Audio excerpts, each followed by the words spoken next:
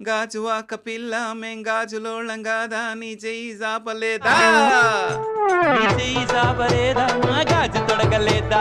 Song గురించి ఏమన్నా మీకు గుర్తుండదు చెప్పండి. ఒక పెళ్లి పార్టీలో పెళ్లి కొడుకు బ్రదర్ బాగా మందు కొట్టేసి అతను రిపీట్ మోడ్ లో అడుగుతూనే ఉన్నాడు పాట. మార్నింగ్ వరకు అదే పాట వాళ్ళు పాడుతున్నారు, అతను డాన్స్ పాడుతున్నారు, డాన్స్. మార్నింగ్ అయ్యేసరికి ఆయన డాన్స్ చేసి చేసి అలిసిపోయింది. లైఫ్లో లవ్ ఫెయిల్యూర్ ఎదుర్కొన్నారా మీరు? చావు మీద ఒక సాంగ్ చేయండి అంటే చచ్చిపోవాలా? మొదటి అవకాశం వచ్చినప్పుడు చాలామంది ఏమీ ఆలోచించరు, లాయల్టీ. చంద్రసిద్ధార్థ్ గారు ఆ సినిమా నుంచి బయటికి వెళ్ళిపోయారన్న ఒకే ఒక్క కారణంతో వెళ్ళాల్సిన అవసరం ఏంటి? ఎథిక్స్ లేకుండా మనం బతికితే డౌన్ ది లైన్ వెనక్కి తిరిగి చూసుకున్నప్పుడు తేజ గారు మీకోసం వెతికారంట తనకు అవకాశం రాగానే, నిజమేనా? లోకల్గా ఉన్నవాళ్ళు, తక్కువలో చేయగలిగే వాళ్ళు, మన మాట వినేవాళ్ళు, కొత్త డైరెక్టర్ అది చాలా ఇంపార్టెంట్. సరే, మనసంతా నువ్వే టైటిల్ పడేటప్పుడు ఒక 2 లైన్లతో చిన్న ట్యూన్ లాగా వస్తుంది, ఒక్కసారి అది హమ్ చేస్తారా? నీ స్నేహం ఇక రాను అని కరిగే కలగా అయినా.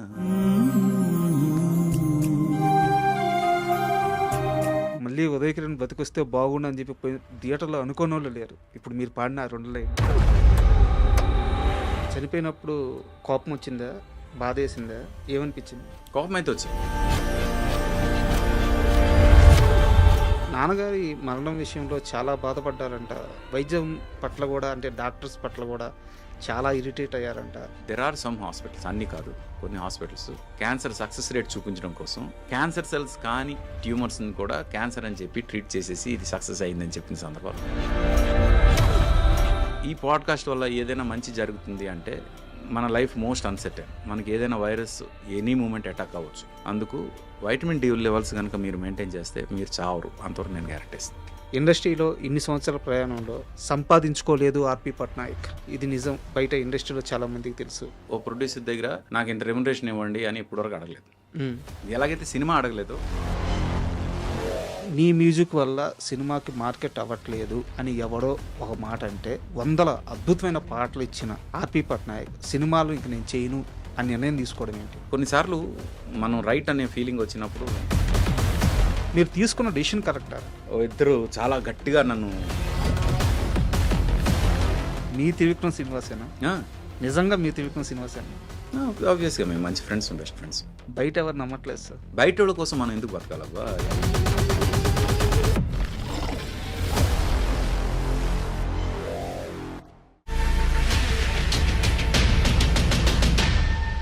Hi, welcome to my show. ఈరోజు నాతో పాటు ఆర్పి పట్నాయక్ గారు ఉన్నారు. అంటే ఇంత సింపుల్గా ఎందుకు పరిచయం చేస్తున్నారంటే, ఈ సమాజంలో అతి కొద్ది మందికి మాత్రమే ఎలాంటి పరిచయ వ్యాఖ్యలు అవసరం లేకుండా పేరు చెప్పంగానే కొన్ని కోట్ల మంది గుర్తుపడతారు. అలాంటి వారిలో సంగీత ప్రపంచంలో ఆర్పి పట్నాయక్ గారి స్థానం అటువంటిది. ఎన్నో 100 పాటలు, అద్భుతమైన పాటలు తెలుగు వారికి, తెలుగు నేలకి అందించిన ఘనత ఇది. ఈరోజు ఆయన మనతో ఉన్నారు. ఆయన అడిగి మరిన్ని సినీ విశేషాలు, ఆయన విశేషాలు, సినీ కెరీర్ విశేషాలు అన్నీ తెలుసుకుందాం. హాయ్ సార్, నమస్తే. నమస్తే. నమస్తే రాజా. సార్, యాక్చువల్గా నేను వీధుల్లో నిక్కర్లు వేసుకొని తిరిగేటప్పుడు మీరు రికార్డులు సాధించిన వ్యక్తి. అలాంటి మీ ముందు కూర్చొని ఈ ఇంటర్వ్యూ చేయడం నేను నిజంగా అదృష్టంగా భావిస్తున్నాను. ఆర్పి పట్నాయక్ పాటలు అనగానే ఒక సినిమా సక్సెస్తో, ఫెయిల్యూర్తో, కాలంతో, దశాబ్దాలతో సంబంధం లేకుండా ఎప్పటికీ అజరామరంగా మిగిలిపోయిన పాటలు. ఆ రోజు మీరు ఆ పాటలు క్రియేట్ చేసేటప్పుడు ఈ పాటలు ఈ సినిమాకి ఉపయోగపడాలి అనే మైండ్ సెట్తో క్రియేట్ చేసేవారా? ఎప్పటికీ ఇవి నిలిచిపోవాలి అని మైండ్ సెట్తో క్రియేట్ చేసేవారా? ఇవన్నీ అసలు నాకు తెలియదు, పాటలను క్రియేట్ చేశారంటారా? దీనికి అంటే 2 విషయాలు చెప్పాలనుకుంటున్నాయి దీనికి సంబంధించి. ఒకటి ఏంటంటే, ప్రతి ఒక్క సిచ్యువేషన్, ప్రతి ఒక్క సినిమాకి సిచ్యువేషన్స్ ఉంటాయి. సాంగ్స్కి సంబంధించి ఆ పర్టికులర్ సాంగ్ ఆ సిచ్యువేషన్లో ఆ ఆర్టిస్టుల తోటి, ఆ హీరో హీరోయిన్ లేకపోతే క్యారెక్టర్స్ ఎవరైతే వాళ్ళ మీద ఆ సాంగ్ వస్తున్నప్పుడు ఆ పర్టికులర్ సీక్వెన్స్లో స్క్రీన్ మీద ఆ పాట ప్లే అవుతున్నప్పుడు నేను కంపోజ్ చేసిన ఈ పాట కనుక ఆ క్యారెక్టర్స్ మీద ప్లే అవుతూ వెళ్తుంటే థియేటర్లో ఎంతమంది లేచి వెళ్ళిపోతారు అన్నది విజువలైజ్ చేసుకుంటాను. ఓకే. నేను ఎంత మంచి ట్యూన్ చేసినా ఎక్కువ మంది లేచి వెళ్ళిపోతారు అనే విజువల్ కనుక నాకు వస్తే ఆ ట్యూన్ కరెక్ట్ కాదని. అంటే అలా అని ఆ ట్యూను కరెక్ట్ కాదంటే ఆ సిచ్యువేషన్ కరెక్ట్ కాదని. ఇప్పుడు చాలా క్లైమాక్స్లో ఒక చాలా స్లో డ్యూయట్ ఒకటి పెట్టాము అనుకుందాం. అది ఆ టైంకి జనం పూర్తిగా ఇంకా టువర్డ్స్ ది క్లైమాక్స్ మూడ్లో ఉంటారు. Correct sir. వాళ్ళకి అక్కడ మూడ్ని డ్రాప్ చేసే స్లో డ్యూయట్ పెడితే డెఫినెట్లీ చెడిపోతారు. అదే స్లో డ్యూయట్ మీరు సెకండ్ హాఫ్లో ఫస్ట్ సాంగ్ అనుకోండి చూస్తారు. సేమ్ సాంగే, సేమ్ ట్యూనే, కానీ సిచ్యువేషన్ మారేసరికి దాని తాలూకా రిసీవింగ్ నేచర్ కూడా మారిపోద్ది. కరెక్ట్. సో నేను విజువలైజ్ చేసేటప్పుడు ఫస్ట్ ఈ సిచ్యువేషన్లో ఈ సాంగ్ ఈ ఆర్టిస్టుల మీద ప్లే అవుతున్నప్పుడు ఎంతమంది లేచెడిపోతారని ఫస్ట్ విజువలైజ్ చేసుకుంటాం. ఎంత మంచి ట్యూన్ అయినా నా విజువల్లో కనుక ఎక్కువ మంది లేచెడిపోతారు ఈ సాంగ్కి అనిపిస్తే నేను ఎట్టి పరిస్థితుల్లో ఆ సాంగ్ ఆ సిచ్యువేషన్కి వాడను sir. That is the first secret of my composition. రెండోది ఏంటంటే నాకు సంగీతం రాదు సార్. అందుకు నేను ఏ పాట చేసినా నాకు ఇచ్చిన సిచ్యువేషన్ని నా మనసుతో నేను ఫీల్ అవుతూ ఈ మనసు మ్యూజిక్ ఫామ్లో ఏం డీకోడ్ చేస్తుంది అనే దానితో నేను వర్క్ చేస్తాను. ఎప్పుడైతే మనసుతో చేస్తానో, బ్రెయిన్తో కాకుండా, నాలెడ్జ్తో కాకుండా మనసుతో చేస్తానో ఆటోమేటిక్గా ఇది మనసులకు చేరుతుందని ఒక ఇదేదైతే ఉందో అది ప్రూవ్ అయింది నా వర్క్లో. సార్. ఎప్పుడైతే మనసులను చేరిందో అది మెమొరీస్ తాలూకా బార్డర్స్ దాటేస్తుంది అనమాట. అంటే టెంపరీ మెమరీ బార్డర్ దాటేసి ఒక టైమ్లెస్ మెమరీకి వెళ్ళిపోతుంది. That is the reason why నేను అనుకోవడం, అంటే నా analysis, I may be wrong, నాకు తెలీదు, బట్ టైమ్లెస్ మ్యూజిక్ చాలా వరకు చేయగలగడానికి కారణం ఏంటంటే మనసుతో చేశాను కాబట్టి అని నా ఫీలింగ్. సార్, మీ సినిమా జర్నీ మాట్లాడే ముందు నాకు ఒక చిన్న డౌట్ ఉంది. లైఫ్లో ఎప్పుడైనా లవ్ ఫెయిల్యూర్ ఎదుర్కొన్నారా మీరు? ఏ ఇంటర్వ్యూలో ఎవరు మిమ్మల్ని ఈ క్వశ్చన్ అడగలేదు, ఎక్కడ మీరు దీనికి సమాధానం చెప్పలేదు, బట్ నాకు ఎందుకో బలంగా అనిపిస్తుంది, ఓ మంచి లవ్ ఫెయిల్యూర్ మీ జీవితంలో ఉంది అనిపిస్తుంది. లేదబ్బా అన్నట్టు ఫ్రాంక్గా లేదు. అంటే చిన్న చిన్న అట్రాక్షన్స్ ఉండొచ్చేమో కానీ లవ్ అనేది ఎప్పుడు రాలేదు. అంటే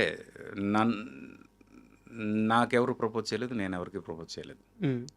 అంటే ఎవరైనా అమ్మాయి అందంగా ఉంటే అందంగా ఉంది అని అలా అంతవరకే తప్పితే ఈ అమ్మాయితో ప్రేమలో పడాలి, ఈ అమ్మాయితో ముందుకు నడవాలి అలాంటి ధైర్యం నేను ఎప్పుడు చేయలేదు. అవతల వాళ్ళు కూడా ఎవరు నాతో ధైర్యం చేయలేదు. అందుకు అలాంటి స్టోరీలు ఏమి లేవు.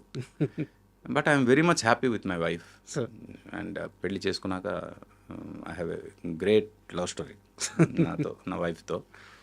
బట్ మీ డౌట్ కారణం నాకు తెలుసు ఏంటంటే ఇంత మంచి లవ్ సాంగ్స్ లవ్ ఫెయిల్యూర్ ఉన్న వాళ్ళకే వస్తాయని. బట్ నేనేమంటానంటే అలాగా మన మూడ్స్ని మన ప్రొఫెషనల్ని కలపకూడదు అంటాను నేను. ఎందుకంటే ఇప్పుడు ఒక చావు మీద ఒక సాంగ్ చేయండి అంటే చచ్చిపోవాలా? చచ్చిపోతేనే ఆ సాంగ్ తాలూకా ఎసెన్స్ మనకు తెలుస్తుంది. కాబట్టి ఇప్పుడు చచ్చిపోయి మళ్ళీ బతికొచ్చి చావు మీద సాంగ్ చేయాలంటే అవ్వదు కదా. అలాగే లవ్ సాంగ్ చేయాలి అంటే లవ్లోని ఫెయిల్ అవ్వాల్సిన అవసరం లేదు, లవ్లో పడాల్సిన అవసరం లేదు. మనం చేసే వర్క్ మీద లవ్లో పడితే చాలు. నాకు నా వర్క్ మీద ఉన్నంత లవ్ నాకు తెలిసి నేను చాలా ప్రౌడ్గా చెప్తాను, నాకన్నా ఎవరికి ఉండదని.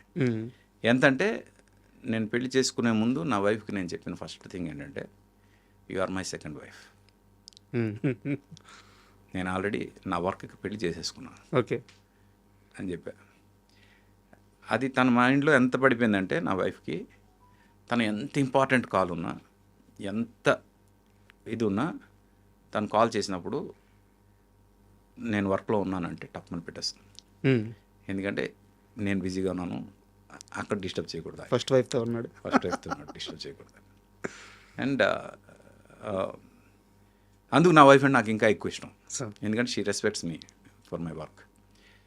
నేనేమంటానంటే నాకు నా వర్క్ మీద ఎంత ప్రేమ అంటే నాకు ఒక సిచ్యువేషన్ ఇస్తే ఆ సిచ్యువేషన్ని 100% డీకోడ్ చేసి నేను మ్యూజిక్ ఫామ్లో ఎలా ఇవ్వాలనే దాని మీద నేను ఎట్టి పరిస్థితుల్లో కాంప్రమైజ్ అవ్వను. సార్ అంత ఇష్టం నాకు వర్క్ మీద, అంత లవ్ నాకు వర్క్ అంటే.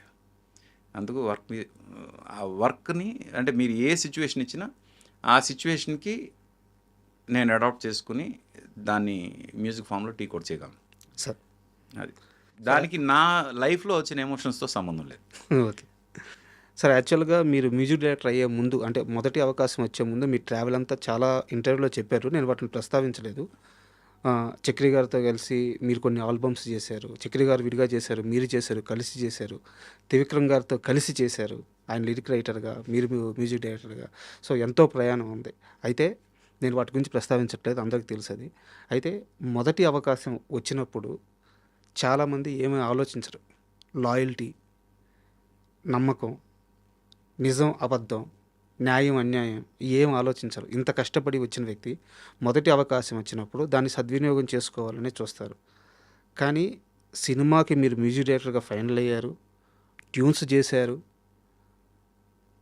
ఆల్మోస్ట్ మీ చేతిలోనే సినిమా ఉంది. ఇంకా చంద్రసిద్ధార్థ్ గారు ఆ సినిమా నుంచి బయటికి వెళ్ళిపోయారన్న ఒకే ఒక్క కారణంతో మేబీ ఆయనే మీకు ఆ ఛాన్స్ ఇప్పించి ఉండొచ్చు. వెళ్ళాల్సిన అవసరం ఏంటి? లాయల్టీ దీనికి ఒక్కదానికే కట్టుబడి ఉన్నారా? కెరీర్ కంటే లాయల్టీ ఎక్కువ అనుకున్నారు అప్పుడు? అంటే ఎథిక్స్ లేకుండా మనం బతికితే డౌన్ ది లైన్ వెనక్కి తిరిగి చూసుకున్నప్పుడు ఇక్కడ నేను ఎథికల్గా తప్పు చేశాను అనే ఫీలింగ్ వచ్చినప్పుడు ఆ రోజే చచ్చిపోవాలి మనం. నా పర్సనల్ ఫీలింగ్ అది. అందుకు నేను ఎథికల్గా ఎక్కడ తప్పు చేయకూడదు అనే ఉద్దేశంతోనే నేను ఉంటాను. అక్కడ చందు గారు నేను బెస్ట్ ఫ్రెండ్స్. ఆయన వల్ల నాకు అవకాశం వచ్చింది.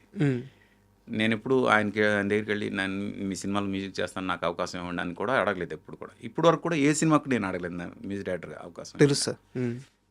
చందు గారికి కూడా నేను ఎప్పుడు అడగలేదు. బట్ మేము ఎంత ఫ్రెండ్స్ అంటే నేను చేసే ఫస్ట్ సినిమాకి by default RP music director అని ఆయన ఫిక్స్ అయ్యారు.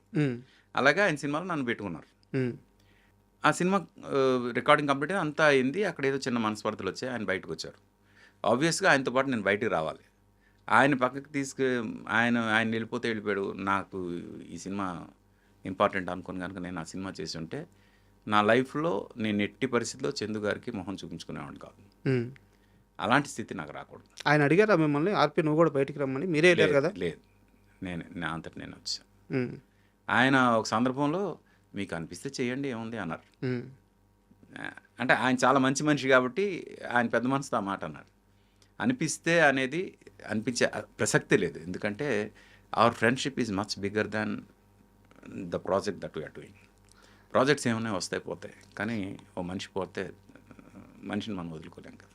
మీరు ఆ సినిమాకి ఫైనల్ అయినప్పుడే ఆ సినిమా పేరు అవునంటూ కాదంటూ అయితే కథ మొత్తం స్వయంవరమేనా? స్వయంవరం. కథ మారలేదు, టైటిలే మారింది. ఏం సార్ ఎక్కడ గ్యాప్ వచ్చింది ఆ సినిమాలో? ఎందుకు డైరెక్టర్ మారాల్సి వచ్చింది? అదేదో అంటే 2 రోజులు షూటింగ్ అయిపోయిన తర్వాత one of the production member అంటే ప్రొడ్యూసర్ ఫ్రెండ్స్లో ఒక అతను వచ్చి డైరెక్షన్ డిపార్ట్మెంట్ మీద ఏదో కొంచెం హార్ష్గా బిహేవ్ చేశానని నేను లేను ఆ సిచ్యువేషన్ కాబట్టి నేను చెప్పడానికి కరెక్ట్ కాదు. అది చందు గారికి నచ్చలేదు. మా డిపార్ట్మెంట్ మీద వాడు అరడానికి అని. అప్పుడు ప్రొడక్షన్ హౌస్ వాళ్ళు వాడి అరిస్తే తప్పే ఉంది అన్నట్టు అతన్ని సపోర్ట్ చేయడం ఏదో జరిగింది. అది వాళ్ళ మధ్యలో చిన్న మనస్పర్ధలు వచ్చాయి. నీకోసం సినిమాకి నాకు తెలిసినంత వరకు 0 బడ్జెట్, అస్సలు డబ్బులు లేకుండా తెరకెక్కిన సినిమా అది. చాలా మినిమం డబ్బులు.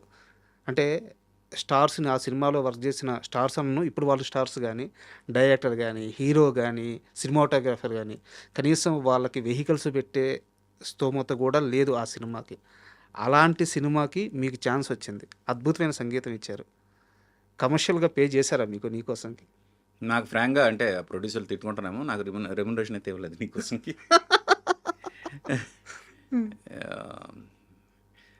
అంటే ఫస్ట్ సినిమా కాబట్టి నేను ఓకే వచ్చిందిగా చాలు అనే దీంతోనే ఉన్నాను.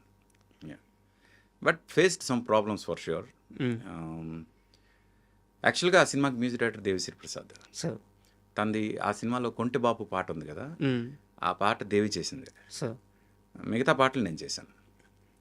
అయితే దేవి చెన్నైలో ఉంటాడు కాబట్టి దేవి కోసం చెన్నై వెళ్ళి యాక్చువల్లీ అది దేవి ఓకే అయ్యి సినిమా కొంత షూట్ అయ్యేంత వరకు ప్రొడ్యూసర్స్ వేరే. సార్ ఆ ప్రొడ్యూసర్స్ చేతులు ఎత్తేసిన తర్వాత వేరే వాళ్ళ చేతులకి వెళ్ళిన తర్వాత ఇప్పుడు ప్రతిదీ కూడా క్యాల్కులేటెడ్ మూవ్ చేయాలి.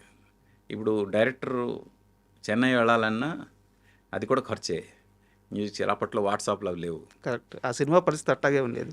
అది అది అందుకు ఇంకా లోకల్గా చేయాలి అనే దీనిలో అప్పుడు ఈ అవునంటూ కాదంటూ చేసిన 2 ట్యూన్లు తీసుకుని వాళ్ళు వైజాగ్ వెళ్ళి షూట్ చేసి వచ్చిన తర్వాత అప్పుడు నాకు ఫోన్ చేసి చెప్పారు, ఈ సినిమాకు నువ్వు మ్యూజిక్ డైరెక్టర్వి, అందరికి నచ్చింది అని. అప్పటి వరకు నాకు తెలియదు నేను ఆ సినిమాకి మ్యూజిక్ డైరెక్టర్ అని. 2 సాంగ్లు షూట్ అయిన తర్వాత నాకు తెలిసింది నేను మ్యూజిక్ డైరెక్టర్ అని.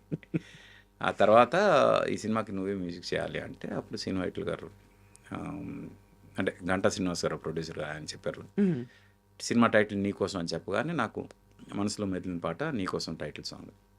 అప్పుడు శ్రీను వైట్ల గారిని కలిసి ఇలాగ నీకోసం టైటిల్కి నేను ఒక సాంగ్ ట్యూన్ చెప్తాను అని అంటే ట్యూన్ వినిపించాను. ఆయనకు బాగా నచ్చింది.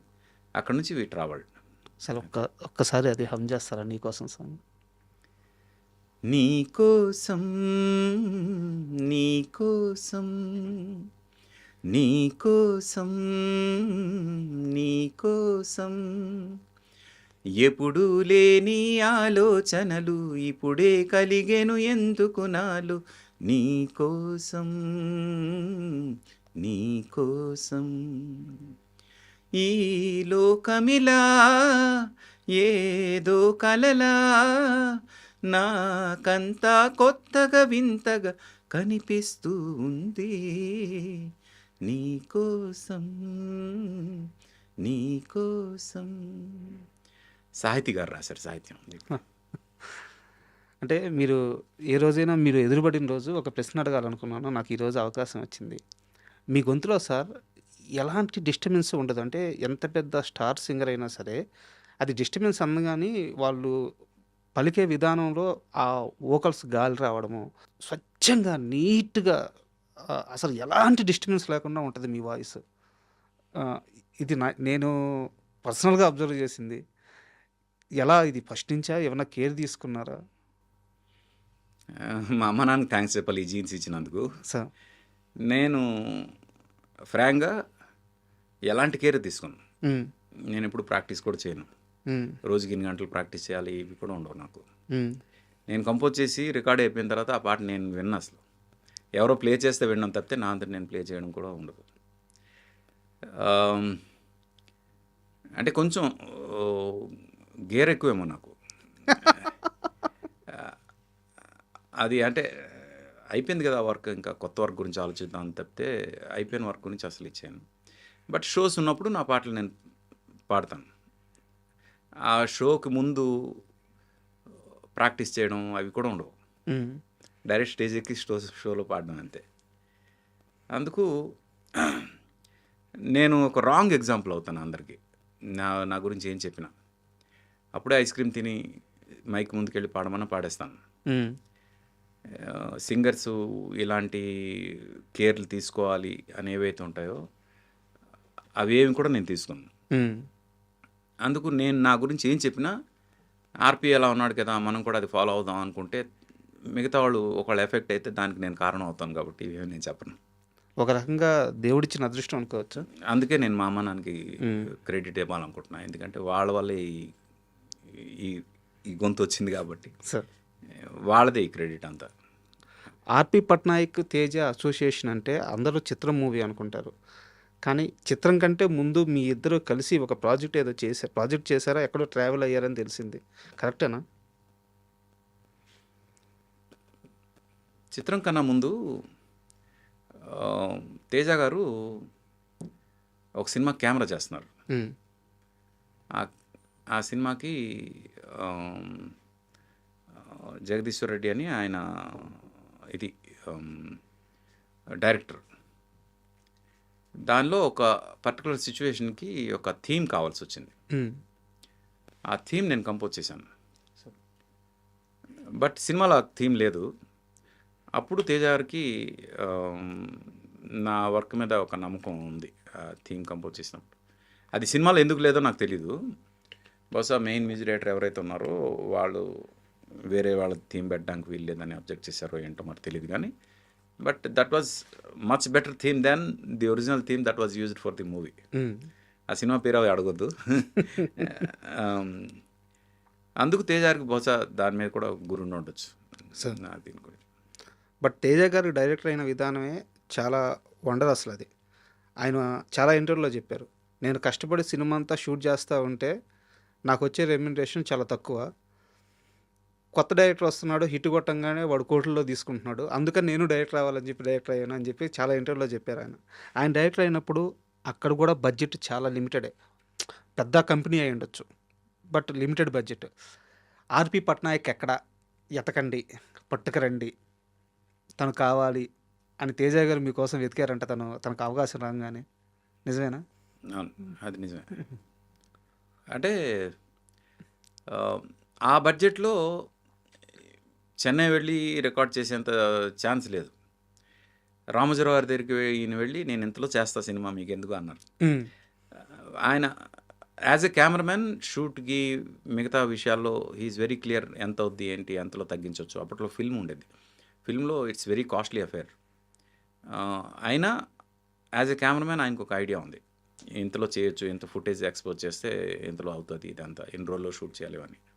But as far as music and post production are concern డెఫినెట్గా ఆయన అనుకున్నంత ఈజీ కాదు అని ఆయనకు తెలుసు అది కూడా. అందుకు ఇక్కడ లోకల్గా ఉన్నవాళ్ళు, తక్కువలో చేయగలిగే వాళ్ళు, మన మాట వినేవాళ్ళు, పర్టికులర్గా కొత్త డైరెక్టర్ అది చాలా ఇంపార్టెంట్, మన మాట వినేవాళ్ళు ఉండాలి అనే ఉద్దేశంతో ఆయన ఆ టైంలో నాకు ఆల్రెడీ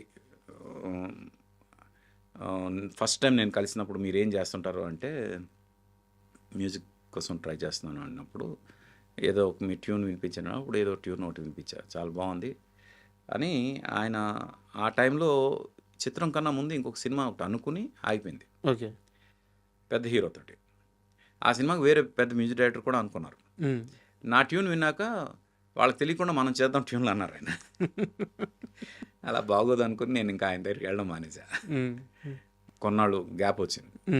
ఆ తర్వాత ఆ సినిమా ఆగిపోయిన తర్వాత మంచిదైంది అని ఆయన మనసులో అనుకున్నారు, ఏమో మరి తెలియదు కానీ వెంటనే రామోజీరావు గారి దగ్గరికి వెళ్ళి ఛాలెంజింగ్గా ఇలా ఇంత తక్కువ బడ్జెట్లో నేను చేస్తాను అని చెప్పి, నువ్వు కథ కూడా చెప్పొద్దు మాకు సినిమా చేసి పెట్టు అన్నారు రామోజీరావు గారు. ఆ బడ్జెట్ అయ్యలేకే ఆ బడ్జెట్కి, ఎందుకంటే అప్పటి వరకు చాలా బడ్జెట్లు చేస్తున్నారు మా వాళ్ళు అన్న ఫీలింగ్లో ఉంది ఆయనకి. అంత తక్కువ బడ్జెట్లో చేసేసరికి అది డెఫినెట్గా ఛాలెంజింగ్ ప్రాసెస్. అలాగా ఆ బడ్జెట్లో సినిమా అనుకున్నప్పుడు లోకల్గా ఉన్న ఆయనకి నచ్చిన ఒక మనిషి అని నా కోసం వెతికారు. బట్ చాలా దగ్గర సోర్స్ ద్వారా తెలుసుకున్న విషయం ఏంటంటే ఆ సినిమాకి అద్భుతమైన మ్యూజిక్ ఇచ్చారు, కానీ మ్యూజిక్ చేసిన తర్వాత మీకేం మిగలలేదు అని తెలిసింది. చిత్రం సినిమాకి చాలా మినిమం, అంటే సినిమా ఫ్రాంక్గా చెప్తున్నా, సినిమాకి సాంగ్స్ అయిన ఖర్చు 2.5 లక్షలు, మొత్తం పాటలన్నింటికీ అయిన ఖర్చు. కానీ నేను ఇప్పటికీ గర్వంగా చెప్పుకునేది ఏంటంటే నా లైఫ్లో నేను అందుకున్న ఫస్ట్ చెక్ రామోజీరావు గారిది 75,000 సార్. కరెక్ట్. అది ఇంకా ఆ చెక్ వల్లే ఈరోజు వరకు నాకు ఆ సెంటిమెంట్ పనిచేస్తుంది. అకౌంట్లో ఏదో కొద్ది గొప్ప అమౌంట్ ఇప్పుడు ఉంటూనే ఉంటుంది. అంటే చిత్రం సక్సెస్ తర్వాత ఆర్పి పట్నాయక్ లైఫ్లో ఏం మారింది? అంటే ఏం మారిందంటే నో చెప్పడం అనేది ఎక్కువైంది. ఆ లగ్జరీ వచ్చింది. లగ్జరీ కాదు, చాలామందికి నెగిటివ్ అవడానికి అవకాశం అయింది. చిత్రం తర్వాత ఒక 22 సినిమాలు నో చెప్పాను నేను. దేనికి సార్? అంటే మళ్ళీ అలాంటి సినిమాలే, చిన్న సినిమాలు, అంతే బడ్జెట్లో సినిమాలు. అంటే చిత్రం హిట్ అవడానికి కారణం బడ్జెట్ కాదు, ఒక అద్భుతమైన కాన్సెప్ట్, ఒక అద్భుతమైన టెక్నీషియన్. అప్పటి వరకు ఎవరు చెప్పని ఒక కాన్సెప్ట్, ఎంతో ఎక్స్పీరియన్స్ ఉన్న ఒక టెక్నీషియన్. ఆ రెండు దృష్టిలో పెట్టుకొని చిత్రం ఆడింది. అతని వెనక మేమంతా అతనికి కావాల్సినట్టు మేము చేసాం అంతే. ఇప్పుడు తేజ గారు లాగా మిగతా వాళ్ళందరూ కూడా మేము కూడా ఇంకో తేజ అయిపోతాం అనుకుని వచ్చి చాలామంది చాలా సినిమాలు చేసి చేతులు కాల్చుకున్నారు. మీరు ఆ తర్వాత రిలీజ్ అయిన సినిమాలు చాలా చూడండి. అవును, అప్పట్లో చాలా వచ్చింది. ఆ చిన్న సినిమాలు అన్ని ఆఫర్లు నాకు వచ్చాయి. నేను అవన్నీ వదులుకున్నా. ఎందుకంటే అక్కడ నుంచి సక్సెస్ తర్వాత ఇట్స్ ఆల్ అబౌట్ సెలక్షన్. ఉమ్, మనం నేను కనుక వచ్చేవన్నీ ఒప్పుకొని ఉంటే నా సక్సెస్ రేట్ కన్నా ఫెయిల్యూర్ రేటే ఎక్కువ ఉండేది. సార్ అప్పుడు మళ్ళీ నే నా మీరు ఏదైతే టైమ్లెస్ మ్యూజిక్ ఇవి అంటున్నారో అవి ఏమి వచ్చేవి కాదు, ఆ మాటలు వచ్చేవి కాదు. అందుకు కొంచెం నో అనడం కొంచెం ఎక్కువైంది చిత్రం తర్వాత. ఆ నో అనడం వల్ల చాలామందికి శత్రువునయ్యాను. చాలామంది ఈ మనిషికి గర్వం ఎక్కువ అన్నారు, ఉమ్, అహంకారం ఎక్కువ, హెడ్ స్ట్రాంగ్ ఎక్కువ, ఇలా అనే సందర్భాలు ఉన్నాయి. ఉమ్, అంటే మళ్ళీ నాతో కలిసి ప్రయాణం చేసిన వాళ్ళందరికీ తెలుసు నేను ఎంత కూల్గా ఉంటాను, ఎంత డౌన్ టు ఎర్త్ ఉంటానని. కానీ నో అనడం అనేది అదొక ధైర్యం ఉండాలి. సార్